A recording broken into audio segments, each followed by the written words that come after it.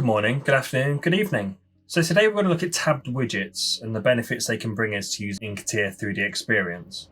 So as default, when we have CATIA 3D Experience open, when we open a part or a subassembly in a new app, what they'll do is that I'll open it in a new tab.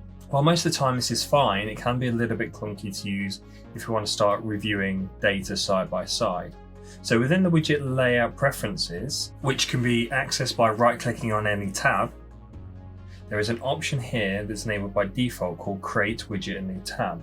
If you turn this off, what this allows is when you open a new part or a new assembly in a new app, it will stack that in the same tab, which may be a bit confusing. Why would I want to do this?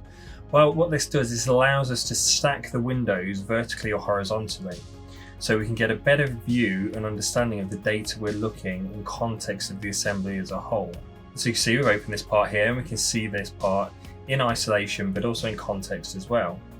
Now with another part we're going to open up here, so we're going to open this back wheel assembly up and then we're going to tile this as a grid.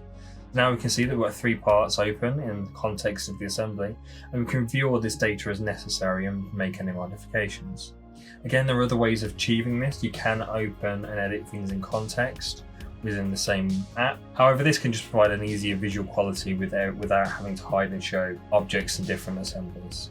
If you like this video, please give it a like and subscribe to the channel below. It really does help. Any questions, then please drop me a message on LinkedIn or leave a comment below. Thanks for your time.